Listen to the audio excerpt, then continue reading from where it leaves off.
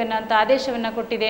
ಆದರೆ ಸಹ 8 ವಾರಗಳಲ್ಲಿ 6 ತಿಂಗಳಾದರೂ ಸಹಿತ ಯಾವ ಮಂತ್ರಿಗಳೇ ಆಗಲಿ ಅಥವಾ ಇದಕ್ಕೆ ಸಂಬಂಧಪಟ್ಟ ಸಚಿವರೇ ಆಗಲಿ ಸರ್ಕಾರವೇ ಆಗಲಿ ಯಾವ ತೀರ್ಮಾನವನ್ನು ತೆಗೆದುಕೊಂಡು ನಮಗೆ ನ್ಯಾಯವನ್ನು ದೊರಕಿಸಿಕೊಟ್ಟಿಲ್ಲ. ಇದರಿಂದ ನಾವು ತುಂಬ ನೊಂದು ನಾವು ಬೀದಿಗೆ ಬಂದಿದ್ದೀವಿ. ಕುಟುಂಬ ಸಮೇತ ಬೀದಿಗೆ ಬಂದು ನಾವು ಆತ ಕೆಲಸ ಮಾಡುವಂತೂ ಇಲ್ಲ, ಇತ್ತ ನೆಮ್ಮದಿಯಿಂದ ಇರುವಂತೂ ಸಹ ಇಲ್ಲ. ಅಂಥ ಒಂದು ಪರಿಸ್ಥಿತಿಯಲ್ಲಿ ನಾವು ತುಂಬ ನೊಂದು ಕೊನೆಗೆ ಈಗ ನಾವು ದಯಾಮರಣವನ್ನು ಕೋರ್ತಾ ಇದ್ದೀವಿ. ಮೇಡಮ್, ದಯಮಾಡಿ ನಮಗೆ ನ್ಯಾಯವನ್ನು ದೊರಕಿಸಿಕೊಡಿ. ಇಲ್ಲ ಆದಲ್ಲಿ ನಮಗೆ ದಯಾಮರಣವನ್ನು ದೊರಕಿಸಿಕೊಡಿ. ಎರಡರಲ್ಲಿ ಯಾವುದಾದ್ರು ತೀರ್ಮಾನ ಮಾಡಿ ನಮಗೆ ಒಂದು ಅಂತಿಮ ನಿರ್ಧಾರ ನಮಗೆ ಗೊತ್ತಾಗ್ಬಿಟ್ರೆ ದಯಾಮರಣಕ್ಕೆ ಇದಾಗುತ್ತೆ ಅಂತ ಹೇಳಿ ನಾವು ನಿಮ್ಮಲ್ಲಿ ವಿನಂತಿಸಿಕೊಳ್ತಾ ಇದ್ದೀವಿ ಮೇಡಮ್. ಎಸ್ ಜ್ಯೋತಿ ಅವರೇ, ಲಕ್ಷ್ಮಿ ಏನು ಹೇಳ್ತೀರಿ ಈ ಸಂದರ್ಭದಲ್ಲಿ ಅಂತಂದರೆ 2009ರಿಂದ ನಡೆದುಕೊಂಡು ಬಂದಿರುವಂತಹ ಹೋರಾಟ ಇವತ್ತಿಗೂ ಕೂಡ ಸರ್ಕಾರ ಗಮನ ಹರಿಸ್ತಾ ಇಲ್ಲ. ಯಾಕಿಂತ ನಿರ್ಲಕ್ಷ್ಯ ತೋರ್ತಾ ಇದೆ? ಸರ್ಕಾರಕ್ಕೆ ತಮ್ಮ ಕೂಗು ಕೇಳ್ತಿಲ್ವಾ ಹಾಗಿದ್ರೆ ಅಂತ? ಒಂದಲ್ಲ 2 ಸಲ ಅಲ್ಲ ಮೇಡಮ್, ತುಂಬ ಸಲ ನಾವು ಹೋಗಿ ಹೈಕೋರ್ಟ್ ಮೆಟ್ಲು ಹತ್ತಿ ಬಂದಿದ್ದೀವಿ. ಈಗಲೂ ಹೋಗ್ತಾನೆ ಇದ್ದೀವಿ. ಆದ್ರೂ ನಮ್ಗೆ 8 ವಾರದಲ್ಲಿ ಕೊಡ್ತೀವಿ ಅಂತ ಹೇಳ್ಬಿಟ್ಟು 6 ತಿಂಗಳಾದ್ರೂ ಮುಂದೆ ಓಡ್ತಾನೆ ಇದ್ದಾರೆ. ಏನಂತಾನೆ ನಮಗೆ ನ್ಯಾಯ ಕೊಡ್ತಾನೆ ಇಲ್ಲ. ಆದ್ರೂ ನಾವು ಈ ಕಾರಣಕ್ಕೆ ನ್ಯಾಯ ಕೊಡ್ತಾ ಇಲ್ಲ ಅನ್ನೋ ಕಾರಣಕ್ಕೆ ಇವಾಗ ಬಂದು ಸುವರ್ಣ ನ್ಯೂಸಲ್ಲಿ ಇದು ಮಾಡ್ತಾ ಇರೋದು. ಆ ಕಾರಣಕ್ಕೆ ನಾವು ಯಾವ ರೀತಿ ಏನಕ್ಕನಾಗಲಿ ಮುಂದೆ ನಾವು ಏನಾದರೂ ಜವಾಬ್ದಾರಿ ತಗೊಳೋಣ ಅಂದ್ರೂ ನಮಗೆ ಮಕ್ಕಳಿದ್ದಾರೆ. ಆದ್ರೂ ನಾವು ಕೇಳಕೊಳ್ಳೋದು ಇಷ್ಟೇನೆ, ನಮಗೊಂದು ನ್ಯಾಯ ಕೊಡಿಸಿ ಅಂತ ಅಂದ್ಬಿಟ್ಟು. ಇಲ್ಲ ಅಂದ್ರೆ ನಮಗೆ ದಯಾಮರಣ ಕೊಡಿ ಅಂತ ನಾವು ಕೇಳ್ಕೊಳ್ತಾ ಇದ್ದೀವಿ ಮೇಡಮ್. ಮೀನಾಕ್ಷಿ ಅವರಿಗೆ 2009ರಿಂದ ನಿಮ್ಮ ಹೋರಾಟ ಆರಂಭ ಆಗಿದೆ. ಆ ಸಂದರ್ಭದಲ್ಲಿ ಏನಾಗಿತ್ತು? ಈಗ ಯಾವ ಸ್ಥಿತಿ ಬಂದು ತಲುಪಿದಿರಿ? ಬೆಳವಣಿಗೆ ಏನಾದರೂ ಕಂಡು ಬಂದಿದೆಯಾ? ಆಶಾಕಿರಣ ಎಲ್ಲಾದರೂ ಮೂಡ್ತಾ ಇದೆಯಾ? ಹೈಕೋರ್ಟ್ ಆದೇಶದ ಪ್ರಕಾರ ಮೇಡಮ್ ನಮಗೆ ಆಶಾಕಿರಣ ಬಂದಿತ್ತು. ಇದಕ್ಕೆ ಕೊನೆ ಹಂತ ಕೊಡ್ತಾ ಇದ್ದಾರೆ ಇವರು, ನಮಗೆ ಉದ್ಯೋಗ ಸಿಗುತ್ತೆ ಅನ್ನೋ ಒಂದು ಭರವಸೆ ತುಂಬಾ ಬಂದಿತ್ತು ಮೇಡಮ್. 8 ವಾರ ತಗೊಂಡ್ರು ಅವರು. 8 ವಾರ ಆದ್ಮೇಲೆ ನಮ್ಗೆ ಆರ್ಡರ್ ಬರ್ಬೋದು, ನಾವು ಕೆಲ್ಸಕ್ಕೆ ಹೋಗ್ಬೋದು, ನಾವು ಕಷ್ಟಪಟ್ಟಿದ್ದಕ್ಕೆ ಒಂದು ಸಾರ್ಥಕತೆ ಇದೆ ಅಂತ ನಾವು ಅಂದ್ಕೊಂಡಿದ್ವಿ.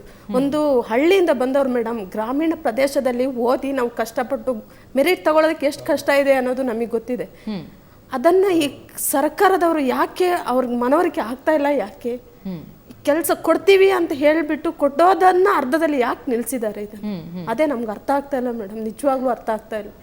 ಮೆರಿಟ್ಗೆ ಪ್ರಾಮಾಣಿಕತೆಗೆ ಬೆಲೆ ಇಲ್ಲ ಅಂತ ಅನಿಸ್ತಿದೆಯಾ? ಈಗಿನ ಕಾಲದಲ್ಲಿ ಭ್ರಷ್ಟಾಚಾರಕ್ಕೆ ಬೆಲೆ ಮೇಡಮ್. ಭ್ರಷ್ಟಾಚಾರದಿಂದ ತಾನೇ ಇದನ್ನ ಸ್ಟಾಪ್ ಮಾಡಿ ನಿಲ್ಸಿರೋದಿಲ್ಲ ಈವರೆಗೂ. ಇಲ್ಲಾಂದಿದ್ದು ಈವರೆಗೆ ನಾವು ಕೆಲಸದಲ್ಲಿ ಇರ್ತಾ ಇದ್ವಿ ಅಲ್ವಾ? ನಿಜ. ಮಹೇಶ್ ಅವರೇ, ಮುಂದೆ ಹೋರಾಟದ ಹಾದಿ ನಿಜಕ್ಕೂ ಇನ್ನಷ್ಟು ಕಠಿಣವಾಗ್ತದೆ ಅಂತ ಅನಿಸ್ತಾ ಇದೆಯಾ ತಮಗೆ? ಅಥವಾ ಸರ್ಕಾರ ಈಗ ಎಚ್ಚೆತ್ತುಕೊಳ್ಬಹುದು ಅಂತ ಏನಾದರೂ ಭರವಸೆ ಮೂಡ್ತಿದ್ಯಾ? ಅದೇ ಮೇಡಮ್, ಇಲ್ಲ ಮೇಡಮ್, ನಾವು ಸುಮಾರು ಒಂದು 100 ಬಾರಿ ಮೇಡಮ್ ನಿಮ್ಮ ಹತ್ರ ನಾವು ಸುಳ್ಳು ಹೇಳಲ್ಲ, ಇವತ್ತು 100 ಬಾರಿ ನಾವು ವಿಧಾನಸೌಧ ವಿಕಾಸಸೌಧ ಮೆಟ್ಲು ತುಳಿದು ಬೇಜಾರಾಗಿ ಮೇಡಮ್ ಎಲ್ಲ ರೀತಿ ಮನವಿ ಸಲ್ಲಿಸಿ ಎಲ್ಲ ಅಧಿಕಾರಿಗಳನ್ನ ಖುದ್ದಾಗಿ ಭೇಟಿಯಾಗಿ ಎಲ್ಲ ರೀತಿನೂ ಮನವಿ ಸಲ್ಲಿಸಿದ್ದೀವಿ ಮೇಡಮ್. ಹೈಕೋರ್ಟ್ಗೆ ಇವ್ರು ಬೆಲೆ ಕೊಡಲ್ಲ ಅಂತ ಮೇಡಮ್, ಇನ್ನು ಯಾರಿಗೆ ಬೆಲೆ ಕೊಡ್ತಾರೆ ಇವರು ಅಂತ ನಮ್ಮ ಪ್ರಶ್ನೆ ಅಷ್ಟೇ, ಇನ್ನೇನು ಇಲ್ಲ ಮೇಡಮ್. ನನ್ನ ಪ್ರಶ್ನೆನೇ ಒಂದು, ಭಾರತದ ನೆಲದಲ್ಲಿ ಹುಟ್ಟಿ ಭಾರತದ ಕಾನೂನಿಗೆ ಇವ್ರು ಗೌರವ ಕೊಡಲ್ಲ ಅಂದಮೇಲೆ ಇನ್ನು ಇವ್ರು ಯಾರಿಗೆ ಎದುರುತ್ತಾರೆ? ನೀವೇ ಹೇಳಿ ಮೇಡಮ್, ಇನ್ನು ಯಾರಿಗೆ ಎದುರುತ್ತಾರೆ? ನಂದು ಅದೊಂದೇ ಪ್ರಶ್ನೆ ಮೇಡಮ್. ಹೈಕೋರ್ಟ್ಗೂ ಬೆಲೆ ಇಲ್ಲ ಅಂದಮೇಲೆ ಇನ್ನೇನಕ್ಕೆ ನಾವು ಯಾರ ಹತ್ರ ನ್ಯಾಯ ಕೇಳೋದು? ಸರ್ಕಾರ ಬದಲಾಯಿತು, ಆದರೆ ಪರಿಸ್ಥಿತಿ ನಿಮ್ದು ಬದಲಾಗ್ಲಿಲ್ಲ ಅಂದ್ರೆ ಯಾರೇ ಬಂದರೂ ಕೂಡ ನಿಮ್ಮ ಕೂಗನ್ನ ಕೇಳಿಸ್ಕೊಳ್ತಾ ಇಲ್ಲ ಅಂತ ಅನ್ಸುತ್ತಾ? ಹೌದು ಮೇಡಮ್, ಸರ್ಕಾರ ಯಾವುದೇ ಸರ್ಕಾರ ಬಂದು ಅದೇ ಅವರೇ ಚೇಂಜ್ ಆಗ್ತಾರೆ ಅಷ್ಟೇ, ವ್ಯಕ್ತಿಗಳು ಚೇಂಜ್ ಆಗ್ತಾರೆ, ಕಾನೂನು ಅದೇ ಇರುತ್ತೆ. ಅವರು ಏನು CM ಪ್ರಮಾಣ ವಚನ ಮಾಡುವಾಗ ಅದೇ ತರ ಇರುತ್ತೆ. ಮತ್ತೆ ಇದು ಅಷ್ಟೇ, ನ್ಯಾಯಾಲಯದ್ರು ಅಷ್ಟೇ, ಅದು ಏನು ಚೇಂಜ್ ಆಗ್ತಾ ಇರಕ್ಕಲ್ಲ. ಆದ್ರೆ ನ್ಯಾಯಾಲಯ ಆದೇಶ ಮಾಡಿದ್ರೂ ಸಹ ಆ ನ್ಯಾಯಾಲಯ ಆದೇಶವನ್ನು ಧಿಕ್ಕರಿಸಿ ಇವರು ಬೇಕಾಬಿಟ್ಟು ಇವರು ಮನಸ್ಸಿಗೆ ಬಂದಂತೆ ಅಧಿಕಾರಿಗಳು ತಮ್ಮ ಇಚ್ಛೆ ಬಂದಂತೆ ಮುಂದೂಡ್ತಾರೆ. ಬೇಕಾಬಿಟ್ಟು ಇದೇ ಹೇಳ್ತಾರೆ, ಓಪನ್ ಆಗಿ ಹೇಳ್ತಾರೆ ಮೇಡಮ್, ಬಿಡ್ರಿ ಕಂಟೆಂಪ್ಟ್ ಟೈಮ್ ತಗೊಳ್ತೀವಿ, ಎಕ್ಸ್ಟೆಂಡ್ ಟೈಮ್ ತಗೊಳ್ತೀವಿ, ಬಿಡ್ರಿ. ನಿಮ್ದೆ ಅಂತ ಕೇಸ್ರಿ 200 ಕೇಸ್ ಇದಾವೆ ನಮ್ಮ ಸೆಕ್ಷನ್ ಅಲ್ಲಿ, ನಿಮ್ದು ಯಾವ ಕೇಸ್ರಿ? ಎಲ್ಲಿ ಈ ತರದ ಉತ್ತರ ಸಿಗುವಂತದ್ದು? ವೈದ್ಯಕೀಯ ಶಿಕ್ಷಣ ಇಲಾಖೆಯಲ್ಲಿ ಮೇಡಮ್, ಶಿಕ್ಷಣ ಇಲಾಖೆಯಲ್ಲಿ ಇದೇ ಉಡಾಫೆ ಉತ್ತರ ಕೊಡ್ತಾರೆ ಮೇಡಮ್. ನಿಮ್ಗೆ ಒಂದೊಂದೇ ದಾಖಲಾತಿ, ನಾವು ದಾಖಲೆ ಇಲ್ದಲ್ಲ ಏನು ಮಾತಾಡ್ತಾ ಇಲ್ಲ. ಆಮೇಲೆ ಪ್ರತಿಯೊಂದು ದಾಖಲಾ ಸಮೇತನೇ ಇದೀವಿ ಮೇಡಮ್. ನಿಮ್ಗೆ ಯಾವಾಗ ಏನ್ ದಾಖಲೆ ಬೇಕಾದ್ರೆ ಯಾರು ಬೇಕಾದ್ರೂ ಕೇಳಲಿ ಮೇಡಮ್, ಅರ್ಧ ರಾತ್ರಿ ನಾವು ಅವ್ರಿಗೆ ಸಲ್ಲಿಸ್ತೀವಿ. ಎಸ್, ನಿಜಕ್ಕೂ ಕೂಡ ಕೂಗನ್ನ ಕೇಳ್ತಾ ಇದ್ರಿ, ಅಳಲನ್ನ ತೋಡ್ಕೊಳ್ತಾ ಇದ್ದಾರೆ ಅಭ್ಯರ್ಥಿಗಳು. ದಯಾಮರಣ ಅರ್ಜಿಯನ್ನ ಸಲ್ಲಿಕೆ ಮಾಡಿರುವಂತದ್ದು ಎಲ್ಲ ಅಭ್ಯರ್ಥಿಗಳು. ಯಾಕೆ ಅಂತಂದ್ರೆ ನಮಗೆ ಒಂದು ನಮ್ಮನ್ನ ನೇಮಕಾತಿ ಮಾಡ್ಕೊಳ್ಳಿ, ಇಲ್ಲ ನಮಗೆ ದಯಾಮರಣಕ್ಕೆ ತಾವು ಅನುಮತಿಯನ್ನ ಕೊಡಿ ಅನ್ನುವಂತ ಆ ಮಟ್ಟಕ್ಕೆ ತಲುಪಿದ್ದಾರೆ. ಅವರ ಹೋರಾಟ ಮಾಡಿ ಮಾಡಿ ಮಾಡಿ ಬೇಸತ್ತು ಹೋಗಿದೆ ಈ ಜೀವಗಳು. ಸರ್ಕಾರ ಯಾಕೆ ಕಿವುಡಾಗಿ ಕುಳಿತಿದೆಯಾ? ಹಾಗಿದ್ರೆ ಕೋರ್ಟ್ನ ಆದೇಶಕ್ಕೂ ಕಿಮ್ಮತ್ತಿನ ಬೆಲೆಯನ್ನ ಕೊಡ್ತಾ ಇಲ್ಲ ಅಂತಂದ್ರೆ ಇನ್ನು ಯಾವುದಕ್ಕೆ ಬೆಲೆ ಕೊಡುತ್ತೆ ಸರ್ಕಾರ ಅನ್ನುವಂತಹ ಮೂಲಭೂತ ಪ್ರಶ್ನೆ ನಿಜಕ್ಕೂ ಎದ್ದೇಳುತ್ತೆ. ಇದರ ಬಗ್ಗೆ ಇನ್ನಷ್ಟು ಬೆಳಕು ಚೆಲ್ಲೋಣ. ಜೊತೆಗೆ ನಾವು ಇದರ ಬಗ್ಗೆ ಸಚಿವರನ್ನ ಕೂಡ ಮಾತನಾಡಿಸಲಿಕ್ಕೆ ಪ್ರಯತ್ನವನ್ನ ಪಡ್ತೀವಿ. ಒಂದು ಪುಟ್ಟ ವಿರಾಮ.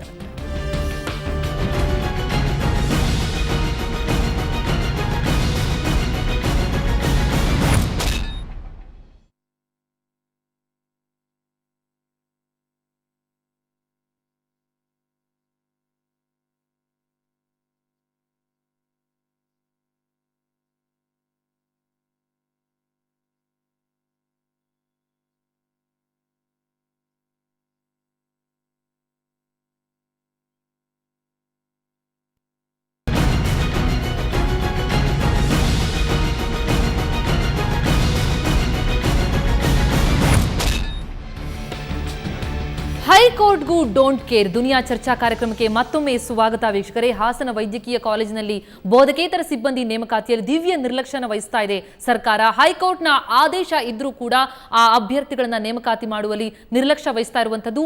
6 ತಿಂಗಳುಗಳು ಕಳೆದಿವೆ. ಹೈಕೋರ್ಟ್ ಆದೇಶ ಕೊಟ್ಟು 8 ವಾರದೊಳಗೆ ಪ್ರಕ್ರಿಯೆ ಪೂರ್ಣಗೊಳ್ಳಬೇಕಿತ್ತು, ಆದರೆ ಇವತ್ತಿಗೂ ಆಗಿಲ್ಲ. ಇದರ ಬಗ್ಗೆ ಯಾಕಿಂತಹ ನಿರ್ಲಕ್ಷ್ಯ, ವೈದ್ಯಕೀಯ ಶಿಕ್ಷಣ ಇಲಾಖೆ ಏನ್ ಮಾಡ್ತಾ ಇದೆ ಅಂತ ಪ್ರಶ್ನಿಸಲಿಕ್ಕೆ ಸಚಿವರಾದಂತಹ ಶರಣಪ್ರಕಾಶ್ ಪಾಟೀಲ್ ಅವರನ್ನ ಕರೆ ಮಾಡಿದ್ವಿ, ಆದರೆ ಅವರು ಉತ್ತರಿಸಲಿಕ್ಕೆ ನಿರಾಕರಿಸಿದ್ದಾರೆ. ಜೊತೆಗೆ ಈಗ ಸುವರ್ಣ ನ್ಯೂಸ್ ಈ ವಿಚಾರವನ್ನ ಕೆದಕಿದ ಬಳಿಕ ಈಗ ಎಚ್ಚೆತ್ತುಕೊಂಡಂತೆ ಆಡ್ತಾ ಇರುವಂತಹ ಸಚಿವರು ಈಗ ಇದರ ಬಗ್ಗೆ ಲೀಗಲ್ ಒಪಿನಿಯನ್ ತೆಗೆದುಕೊಳ್ತೀವಿ, ನಂತರ ಮಾತನಾಡ್ತೀವಿ ಅನ್ನುವಂತಹ ಮಾತನ್ನ ಸಮಜಾಯಿಷಿಯನ್ನು ಕೊಡ್ತಾ ಇದ್ದಾರೆ. ಆದರೆ ಈವರೆಗೂ ಅವರಿಗೆ ವಿಚಾರವೇ ಗೊತ್ತಿರಲಿಲ್ಲ. ಹಾಗಾದ್ರೆ ವೈದ್ಯಕೀಯ ಶಿಕ್ಷಣ ಇಲಾಖೆಯ ಸಚಿವರಾಗಿದ್ರು ಕೂಡ ಇಲಾಖೆಗೆ ಅವರು ಹೋಗಿ ಇಲಾಖೆಗೆ ಪತ್ರವನ್ನು ಕೂಡ ಬರೆದಿರುವಂತದ್ದು ಅಭ್ಯರ್ಥಿಗಳು. 307 ಅಭ್ಯರ್ಥಿಗಳು ದಯಾಮರಣ ಅರ್ಜಿಯನ್ನು ಕೂಡ ಸಲ್ಲಿಕೆ ಮಾಡಿದ್ದಾರೆ. ಸಚಿವರೇ, ಈಗಲಾದರೂ ಎಚ್ಚೆತ್ತುಕೊಂಡು ಅವರ ಬಗ್ಗೆ ಕಾಳಜಿನ ವಹಿಸಿ ಅವರ ನೇಮಕಾತಿಯಲ್ಲಿ ಏನಾಗಬೇಕಾಗಿದೆಯೋ ಪ್ರಕ್ರಿಯೆ ಈಗಲಾದರೂ ಶುರು ಮಾಡಬೇಕಾದಂತಹ ಅವಶ್ಯಕತೆ ಇದೆ. 6 ತಿಂಗಳು ಕಳೆದರೂ ಇವತ್ತಿಗೂ ಅಧಿಕಾರಿಗಳು ಆ ಪ್ರಕ್ರಿಯೆಯನ್ನೇ, ನೇಮಕಾತಿ ಪ್ರಕ್ರಿಯೆಯನ್ನೇ ಶುರು ಮಾಡಿಲ್ಲ ಅನ್ನುವಂಥದ್ದು ನಿಜಕ್ಕೂ ಕೂಡ ದೊಡ್ಡ ದುರಂತ ಅಂತ ಅನಿಸುತ್ತೆ. ಮಹೇಶ್ ಅವರೇ, ನಾವು ಸಚಿವರನ್ನ ಕೂಡ ಮಾತನಾಡಿಸಲಿಕ್ಕೆ ಪ್ರಯತ್ನ ಪಟ್ವಿ, ಆದರೆ ಅವರು ಉತ್ತರಿಸಲಿಕ್ಕೆ ನಿರಾಕರಿಸಿರುವಂಥದ್ದು. ಆದರೆ ನೀವು ಇಲಾಖೆಗೆ ಹೋದಾಗ ಇಲಾಖೆಯಿಂದ ಎಂತಹ ಉತ್ತರಗಳು ಸಿಗುತ್ತವೆ ಅಂತ? ಈಗ ಮೇಡಮ್ ನಾವು ಸುಮಾರು ಮುಂಚೆ ಹೇಳಿದಾಗ ಮೇಡಮ್ ಒಂದು 100 ಬಾರಿ ಇಲಾಖೆಗೆ ನಾವು ಹೋಗಿದ್ದೀವಿ ಮೇಡಮ್. ಎಲ್ಲ principal secretary, deputy secretary, under secretary ಎಲ್ಲರನ್ನೂ ಮಾತಾಡಿಸ್ತೀವಿ ಮೇಡಮ್. ನಾವು ಯಾರನ್ನೂ ಮಾತಾಡಿಸ್ತಲೇ ಬರಲ್ಲ ಮೇಡಮ್. ಸುಮಾರು ಮನವಿಗಳ ಅರ್ಜಿ ಎಲ್ಲ ಇಲ್ಲೇ ಇದೆ ಮೇಡಮ್. ಎಲ್ಲ ಅವ್ರಿಗೆ ಕೊಟ್ಟಂತ ಅರ್ಜಿ, ಕೋರ್ಟ್ ಆದೇಶ ಪ್ರತಿ, ಆಮೇಲೆ ಮೇಡಮ್ ಮಧ್ಯಂತರ ಆದೇಶ ಪ್ರತಿಯಲ್ಲಿ ಇವ್ರು ನೋಡಿದ್ರೆ ಈಗಲೇ ನ್ಯಾಯಾಲಯದಿಂದನೇ ಮಾಡಿದ್ದಾರೆ ಇವರು ಕಂಟೆಂಪ್ಟ್ ಆಫ್ ದಿ ಕೋರ್ಟ್. ಅದನ್ನ ಜಸ್ಟಿಸ್ ರಾಮಮೋಹನ್ ರೆಡ್ಡಿ ಅವರು ಕೋರ್ಟ್ ಹಾಲಲ್ಲಿ ಹೇಳಿದ್ರು ಮೇಡಮ್. ನಾವು ಪ್ರೆಸೆಂಟ್ ಆಗಿದ್ವಿ ಇಷ್ಟೇ ವೆಕೇಟ್ ಆಗ್ಬೇಕಾರೆ. ಕೋರ್ಟ್ ಹಾಲಲ್ಲಿ ಹೇಳಿದ್ರು it is the contempt of court, ಈಗ ಅವ್ರು ಕೆಲಸ ಮಾಡ್ತಾ ಇರೋದು ಅಂತ ಹೇಳಿದ್ರು ಮೇಡಮ್. ಅಷ್ಟು ಹೇಳಿದ್ರು ಸಹ ಸರ್ಕಾರ ಅಥವಾ ಈ ವೈದ್ಯಕೀಯ ಶಿಕ್ಷಣ ಇಲಾಖೆ ಮೇಡಮ್ ಈ ಸಚಿವರ ಗಮನಕ್ಕೆ ಫೈಲೇ ಕಳಿಸಲ್ಲ ಮೇಡಮ್. ಇವರು ಆ ಮಟ್ಟದ ಭ್ರಷ್ಟಾಚಾರ ವೈದ್ಯಕೀಯ ಶಿಕ್ಷಣ ಇಲಾಖೆಯಲ್ಲಿ ನಡೀತಾ ಇದೆ ಸೆಕ್ಷನ್ ಅಲ್ಲಿ ನಡೆಯುತ್ತೆ. ಯಾಕೆ ಅಂದ್ರೆ ನಿಮಗೆ ಗಮನಕ್ಕೆ ವಿಷಯ ಬರ್ದಲ್ಲೇ ಹೋದ್ರೆ ನೀವು ಹೇಗೆ ತೀರ್ಮಾನ ತಗೊಳ್ತೀರಾ? ಇದು ಒಂದು ದೊಡ್ಡ ಅಲ್ಲಿ 2 ತರ ವಿಷಯ ನಡೆಯುತ್ತೆ ಮೇಡಮ್. ಒಂದು ಅಧಿಕಾರಿಗಳ ನಿರ್ಲಕ್ಷ್ಯ, ಒಂದು ರಾಜಕಾರಣ ನಿರ್ಲಕ್ಷ್ಯ ಮೇಡಮ್. 2 ತರದ ನಿರ್ಲಕ್ಷ್ಯದಿಂದ ನಮಗೇನು ಬೇಡ ಮೇಡಮ್. ಶರಣಪ್ರಕಾಶ್ ಪಾಟೀಲ್ ಅವರಿಗೆ ಒಂದೇ ಮನವಿ, ನಾನು ನೇರವಾಗಿ ಕೇಳ್ತಾ ಇದ್ದೀನಿ. ಯಾಕೆಂದ್ರೆ ವೈದ್ಯಕೀಯ ಶಿಕ್ಷಣ ಸಚಿವರು, ಅವರ ಅಂಡರಲ್ಲೇ ವೈದ್ಯಕೀಯ ಒಳ್ಳೊಳ್ಳೆ ಡಾಕ್ಟರ್ಗಳು ಎಲ್ಲ ಗೊತ್ತು. ನಮಗೆ ಸಿಂಪಲ್ ಆಗಿ ಸಾವು ಕೊಟ್ಬಿಟ್ರೆ ನಮಗೆ ತುಂಬಾನೇ ಸಾಕು ಮೇಡಮ್. ಜೀವನ ಸಾಕಾಗಿದೆ. ನಮಗೆ ದಯಾಮರಣ ಕೊಡ್ಲಿ, ಅವ್ರ ಕೆಲಸನೂ ಬೇಡ, ಅವರು ಏನು ಬೇಡ ಮೇಡಮ್. ಸರ್ಕಾರದಿಂದ ಅಷ್ಟು ಬೇಜಾರಾಗ್ಬಿಟ್ಟಿದ್ದೀವಿ. ನಮಗೆ ಎಷ್ಟು ಸಲ ಅಂತ ಕೇಳೋದು ಮೇಡಮ್? ಹೇಳಿ ಮೇಡಮ್, ನೀವೇ ಹೇಳಿ, ಎಷ್ಟು ಸಲ ನಾವು ಹೋಗಿ ಬಾಕ್ಲು ತೊಟ್ಟೋದು ಮೇಡಮ್? ಅಲ್ಲಿಂದ ಬರಬೇಕು ಮೇಡಮ್. ಹಾಸನ್ ಒಂದು ಸಣ್ಣ ಊರಿಂದ ಬಂದು ನಾವು ಇಲ್ಲಿ ಬ್ಯಾಂಗ್ಳೂರಿಗೆ ಬಂದು ಇವ್ರು ವಿಕಾಸ್ ಸೌಧಕ್ಕೆ ಕಾದಿ ಮಧ್ಯಾಹ್ನ 2:30ವರೆಗೂ ಕಾದಿ ಪಾಸ್ ತಗೊಂಡು ಒಳಗೆ ಹೋಗಿ ಇವ್ರು ಒಬ್ಬೊಬ್ಬರನ್ನೇ ಮೀಟ್ ಮಾಡಿ, ಒಬ್ರು ಮೀಟಿಂಗ್ ಅಲ್ಲಿ ಇರ್ತಾರೆ, ಒಬ್ರು ವಾಟ್ಸಪ್ ನೋಡ್ತಾ ಇರ್ತಾರೆ, ಅವ್ರು ಇಷ್ಟ ಬಂದಂಗೆ ಅವ್ರು ಮಾಡ್ತಾ ಇರ್ತಾರೆ ಮೇಡಮ್. ನಿಜಕ್ಕೂ ವೀಕ್ಷಕರೇ, ಇವರು ಮಾಡಿದ ತಪ್ಪೇನು ಅಂತಂದ್ರೆ ಮೆರಿಟ್ ನಲ್ಲಿ ಬಂದಂಥದ್ದು, ಜೊತೆಗೆ ಭ್ರಷ್ಟರಲ್ಲದೆ ಇರೋದು. ಬಹುಶಃ ಇದಕ್ಕಾಗಿ ಇಂತಹ ದೊಡ್ಡ ಬೆಲೆಯನ್ನು ತೆತ್ತಬೇಕಾಗಿದೆಯಾ ಅನ್ನುವಂಥದ್ದು. ಜ್ಯೋತಿಯವರೇ, ಏನ್ ಅನಿಸ್ತಾ ಇದೆ ನಿಮಗೆ? ಮುಂದಿನ ಹೆಜ್ಜೆಗಳು ಸುಗಮ ಆಗಿರುತ್ತೆ, ನೇಮಕಾತಿ ಆಗುತ್ತೆ ಅಂತ ಅನಿಸ್ತಿದೆಯಾ, ಅಥವಾ ಸಂಪೂರ್ಣವಾಗಿ ತಾವು ಇವಾಗ ಮುಗ್ದೇ ಹೋಯ್ತು ಇನ್ನು ಕತೆ ಅಂತ ಅನಿಸ್ತಾ ಇದೆಯಾ? ಏನ್ ಅನಿಸ್ತಾ ಇದೆ? ತಮ್ಮ ಮನಸ್ಥಿತಿ ಹೇಗಿದೆ ಅಂತ ಈ ಸಂದರ್ಭದಲ್ಲಿ? ಮೇಡಮ್, ನಮಗೆ ಒಂದು ಆಶಾಭಾವನೆ ಇತ್ತು ಸಿಗುತ್ತೆ ಅಂತ, ಆದ್ರೆ ಇಷ್ಟು ದಿನಗಳಾದ್ರೂ ಯಾರು ಸಹ ಇದ್ರ ಗಮನ ಹರಿಸ್ತಾ ಇಲ್ಲ. ಇದರಿಂದ ತುಂಬಾ ನೊಂದಿದೀವಿ ಮೇಡಮ್. ನಾವು ತುಂಬಾ ನೊಂದ್ಬಿಟ್ಟು ನಾವು ಈ ಒಂದು ಅಂತಿಮ ತೀರ್ಮಾನ ದಯಾಮರಣಕ್ಕೆ ನಮ್ಗೆ ಅನುಮತಿಯನ್ನ ಕೊಡಿ, ಇಲ್ಲವಾದಲ್ಲಿ ಇದ್ರ ಬಗ್ಗೆ ಸಚಿವರು ಗಮನ ಹರಿಸಿ ಏನಾದ್ರೂ ಒಂದು ತೀರ್ಮಾನ ಮಾಡಿ ಒಳ್ಳೇದಾಗುತ್ತೆ ಅನ್ನೋ ಒಂದು ಭರವಸೆನ ಇಟ್ಕೊಂಡು ಈಗಲೂ ಸಹ ಅವರಲ್ಲಿ ನಾವು ಮನವಿಯನ್ನ ಮಾಡ್ಕೊಂತಾ ಇದೀವಿ ಮೇಡಮ್. ದಯಮಾಡಿ ನಮ್ಗೆ ಏನಾದ್ರೂ ಒಂದು ಒಳ್ಳೇದ್ ಮಾಡಿ ನಾವು ನಮ್ಗೆ ನ್ಯಾಯವನ್ನ ದೊರಕಿಸಿಕೊಡಿ ಅಂತ ಕೇಳ್ತಾ ಇದೀವಿ. ನಮ್ಮಲ್ಲಿ ಅರ್ಹತೆ ಇದೆ, ಅರ್ಹತೆ ಇದ್ದವರಿಗೆ ಒಂದು ಬೆಲೆಯನ್ನ ಕೊಡಿ, ಅಕ್ರಮ ಭ್ರಷ್ಟಾಚಾರಗಳಿಗೆ ಒಂದು ಕೊನೆಗಾಣಿಸಿ ನಮಗೆ ಒಂದು ನ್ಯಾಯವನ್ನ ದೊರಕಿಸಿಕೊಡಿ. ಇಲ್ಲವಾದಲ್ಲಿ ನಮಗೂ ದಿನಗಳ ಕಾಣದು ಲೆಕ್ಕ ಎಣಿಸಿ ಸಾಕಾಗೋಗಿದ್ವಿ ಮೇಡಮ್. ದಿನಗಳು 6 ತಿಂಗಳಿಂದ ಇವತ್ತು ನಾಳೆ ನಾವು ಸಹ ಕಾದು ಅಂತಿಮವಾಗಿ ದಯಾಮರಣದ ಸ್ಥಿತಿಗೆ ಬಂದು ನಾವು ತಲುಪಿದೀವಿ ಅಂತಂದ್ರೆ ನಮ್ಮ ಗೋಳು, ನಮ್ಮ ನೋವು ಎಷ್ಟಿರ್ಬೋದು ಅಂತ ಮೇಡಮ್ ನೀವು ಲೆಕ್ಕ ಹಾಕಿ ನೋಡ್ಕೊಳ್ಳಿ ಮೇಡಮ್ ನೀವೇನೆ. ಇದ್ರ ಬಗ್ಗೆ ಸಚಿವರು ಇಂದಾದ್ರೂ ಎಚ್ಚೆತ್ಕೊಂಡು ನಮಗೆ ಒಂದು ದೊರಕಿಸ್ಕೊಳ್ಳಿ, ನ್ಯಾಯ ಸಿಗ್ಲಿ ನಮ್ಗೆ ಅಂತ ಹೇಳಿ, ಅರ್ಹತೆ ಇದೆ ನಮ್ಮಲ್ಲಿ ಮೇಡಮ್, ನಮ್ಗೆ ನ್ಯಾಯವನ್ನ ಕೊಡಿಸಿ ಅಂತೇಳಿ ನಿಮ್ಮಲ್ಲಿ ಇದ್ರ ಮೂಲಕ ನಾವು ವಿನಂತಿಸಿಕೊಳ್ತಾ ಇದ್ದೀವಿ ಮೇಡಮ್. ಎಸ್ ಲಕ್ಷ್ಮಿ ಅವರೇ, ಮುಂದೆ ಹಾದಿ ಏನ್ ಅನ್ಸ್ತಾ ಇದೆ ತಮಗೆ? ನಮಗೆ ನ್ಯಾಯ ಕೊಡಿಸ್ತಾರೋ ಇಲ್ಲ ಅಂತಾನೆ ಗೊತ್ತಾಗ್ತಾ ಇಲ್ಲ ಮೇಡಮ್. ಆದ್ರೂ ನಾವು ಕೇಳ್ಕೊಳ್ಳೋದು ಇಷ್ಟೇನೆ, ದಯಾಮರಣಕ್ಕೆ ದಾರಿ ಕೊಡಿ, ಇಲ್ಲ ನಮ್ಗೆ ನ್ಯಾಯ ಕೊಡಿಸ್ಕೊಡಿ ಅಂತಾನೆ ನಾವು ಕೇಳ್ತಾ ಇರೋದು. ಕೋರ್ಟ್ ಏನ್ ಹೇಳಿದೆ ಇವಾಗ ನಿಮ್ಗೆ? ಕೋರ್ಟ್ ಏನ್ ಹೇಳ್ತಾ ಇದೆ ಮೇಡಮ್, ಏನಕ್ಕೂ ಉತ್ತರನೇ ಕೊಡ್ತಾ ಇಲ್ವಲ್ಲ. ನಾವು ಈ ಕಡೆ ದಾರಿ ಅಂತಾನೆ ಹುಡ್ಕೋಣ ಹೇಳಿ, ಯಾವ ಕಡೆಗೂ ದಾರಿ, ಈ ಕಡೆ ನಮಗಾದ್ರೂ ಆರ್ಡರ್ ಕೊಡ್ಬೇಕು ಕಾಪಿಗೆ, ಇಲ್ಲಾಂದ್ರೆ ಆರ್ಡರ್ನು ಕೊಡ್ತಾ ಇಲ್ಲ. ಇನ್ ಮುಂದೆ ಏನಂತನಾದ್ರೂ ಹೇಳ್ಬೇಕು ತಾನೆ. 6 ತಿಂಗಳು ಹೀಗೆ ದುಡ್ತಾ ಇದೆ, ಇವತ್ತು ನಾಳೆ ಅಂದ್ಕೊಂಡೆ ಮುಂದಕ್ಕೆ ಹೋಗ್ತಾನೆ ಇದೆ. ಮುಂದಕ್ಕೆ ಏನಂತ ನಾವು ತೀರ್ಮಾನ ತಗೊಳೋದು ಅಂತಾನೆ ನಮ್ಗೆ ಗೊತ್ತಾಗ್ತಾ ಇಲ್ಲ. ಹಾಗಾಗ್ಬಿಟ್ಟಿದೆ ದಯಾಮರಣಕ್ಕೆ ನಾವು ಅರ್ಜಿ ಕೊಟ್ಟಿರೋದು, ಇದು ಮಾಡ್ತಾ ಇರೋದು. ಈಗ ಇದಕ್ಕನಾಗ್ಲಿ ಉತ್ತರ ಕೊಡ್ಬೇಕು, ಇಲ್ಲ ನಮ್ಗೆ ಆರ್ಡರ್, ನಮಗೆ ಮೆರಿಟ್ ಲೀಸ್ಟ್ ಅಲ್ಲಿ ಏನಿದೀವೋ ಲೀಸ್ಟ್ ಅಲ್ಲಿ ಇರೋರ್ಗನಾಗ್ಲಿ ನಮ್ಗೆ ಆರ್ಡರ್ ಕೊಟ್ಟು ಮುಂದೆ ಉದ್ಯೋಗ ಮಾಡೋದಕ್ಕನ ಅವಕಾಶ ಮಾಡಿ ಕೊಡ್ಲಿಬೇಕು ಅಂತ ಕೇಳ್ಕೊಳ್ತಾ ಇದ್ದೀನಿ. ಎಸ್ ನಿಜಕ್ಕೂ ಲಕ್ಷ್ಮಿ ಹಾಗೂ ಜ್ಯೋತಿ ಇಬ್ಬರಿಗೂ ಕೂಡ ಧನ್ಯವಾದ ಚರ್ಚೆಯಲ್ಲಿ ಭಾಗಿಯಾಗಿದ್ದಕ್ಕೆ. ಯಾಕಂದ್ರೆ ಇಬ್ಬರ ನೋವನ್ನು ತಾವು ಕೇಳ್ಕೊಂಡಿದ್ದೀರಿ ವೀಕ್ಷಕರೇ. ಯಾವ ರೀತಿ ದಯಾಮರಣಕ್ಕೆ ಅರ್ಜಿಯನ್ನು ಸಲ್ಲಿಕೆಯನ್ನು ಮಾಡ್ತಿದ್ದಾರೆ ಅಂತಂದ್ರೆ ಅವರು ಬೇಸತ್ತು ಹೋಗಿದ್ದಾರೆ. ಸರ್ಕಾರ ತಮ್ಮತ್ತ ಗಮನ ಅಂತೂ ಹರಿಸಲ್ಲ, ಇನ್ನು ಉಳಿದಿರೋದು ಸಾವೊಂದೇ ನಮಗಿರುವಂತಹ ದಾರಿ ಅಂತ ಅನ್ನೋ ಮಟ್ಟಕ್ಕೆ, ಆ ಮಟ್ಟಕ್ಕೆ ಬಂದು ತಲುಪಿದ್ದಾರೆ ಅಂತಂದ್ರೆ ಅವರು 2009ರಿಂದ ನಡೆದುಕೊಂಡಿರುವಂತಹ ಹೋರಾಟ ಏನಿದೆ, ಆ ಹೋರಾಟಕ್ಕೆ ಒಂದ್ ರೀತಿಯಲ್ಲಿ ಬೆಲೆಯೇ ಸಿಗ್ತಾ ಇಲ್ಲ. ಸರ್ಕಾರ, ಹೈಕೋರ್ಟ್, ನ್ಯಾಯಾಲಯ ಹೇಳ್ತಾ ಇರುವಂತಹ ಆದೇಶಕ್ಕೂ ಕೂಡ ಕಿಮ್ಮತ್ತು ಕೊಡದೆ ಅವರ ನೇಮಕಾತಿಯನ್ನ ಮಾಡಲಿಕ್ಕೆ ಒಪ್ತಾ ಇಲ್ಲ ಅಂತ ಅನ್ನುವಂಥದ್ದು ಅವರು ದಯಾಮರಣಕ್ಕೀಡಾಗುವಂತೆ ಮಾಡಿದೆ. ನಿಜಕ್ಕೂ ಅದು ಉತ್ತರವಲ್ಲ. ಸರ್ಕಾರ ಈಗಾದ್ರೂ ಎಚ್ಚೆತ್ತುಕೊಳ್ಬೇಕಾಗತ್ತೆ. ಸರ್ಕಾರ ಎಚ್ಚೆತ್ತುಕೊಂಡಿಲ್ಲ ಅಂತಂದ್ರೆ 307 ಅಭ್ಯರ್ಥಿಗಳ ಜೀವನ ನಿಜಕ್ಕೂ ಬರಡಾಗಿರುವಂಥದ್ದು, ಅವರ ಭವಿಷ್ಯ ಕೂಡ ಬರಡಾಗ್ಬಿಡುತ್ತೆ. ಹಾಗೆ ಮಾಡಲಿಕ್ಕೆ ಬಿಡಬಾರ್ದು. ಸಚಿವರೇ, ಈಗಲಾದ್ರೂ ಎಚ್ಚೆತ್ತುಕೊಂಡು ಇಲಾಖೆಯ ಅಧಿಕಾರಿಗಳು ಯಾರು ಭ್ರಷ್ಟರಿದ್ದಾರೆ ಅವರನ್ನ ನಿಜಕ್ಕೂ ಕೂಡ ತೆಗೆದುಕೊಳ್ಳಬೇಕಾಗುತ್ತೆ, ಅವರಿಗೆ ಪಾಠವನ್ನು ಕಲಿಸಬೇಕಾಗುತ್ತೆ. ಜೊತೆಗೆ ಈ ಅಭ್ಯರ್ಥಿಗಳ ಭವಿಷ್ಯದ ಬಗ್ಗೆ ಚಿಂತನೆಯನ್ನ ಮಾಡಬೇಕಾಗುತ್ತೆ. ಇದರ ಬಗ್ಗೆ ಇನ್ನಷ್ಟು ಅಭ್ಯರ್ಥಿಗಳೊಂದಿಗೆ ಚರ್ಚೆಯನ್ನ ಮಾಡೋಣ ಒಂದು ಪುಟ್ಟ ವಿರಾಮದ ನಂತರ.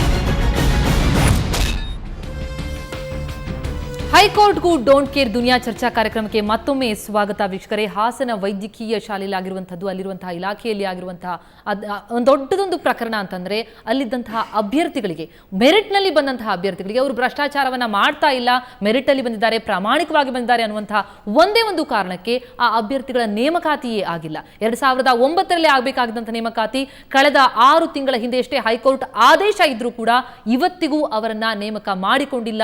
ಯಾಕೆ ಅನ್ನುವಂತಹ ಪ್ರಶ್ನೆ ಎತ್ಕೊಂಡು ನಾವು ಚರ್ಚೆಗೆ ಬಂದಿರುವಂಥದ್ದು. ಜೊತೆಗೆ ಆ ಎಲ್ಲ 307 ಅಭ್ಯರ್ಥಿಗಳು ಈಗ ದಯಾಮರಣ ಅರ್ಜಿಯನ್ನು ಕೂಡ ಸಲ್ಲಿಕೆ ಮಾಡಿರುವಂಥದ್ದು. ನಮ್ಮನ್ನ ನೇಮಕ ಮಾಡ್ಕೊಳ್ಳಿಕ್ಕೆ ಆಗೋದಿಲ್ಲ ಅಂದ್ರೆ ಬಿಡಿ, ದಯಾಮರಣಕ್ಕಾದ್ರೂ ಅನುಮತಿ ಕೊಡುವ ಅನ್ನೋಂತರ ಆ ಮಟ್ಟಕ್ಕೆ ಬಂದು ತಲುಪಿದ್ದಾರೆ ಅಂತಂದ್ರೆ ನಿಜಕ್ಕೂ ಅವರ ನೋವು ಎಂತಹದ್ದು ಅನ್ನೋದು ಅರ್ಥವಾಗುತ್ತೆ.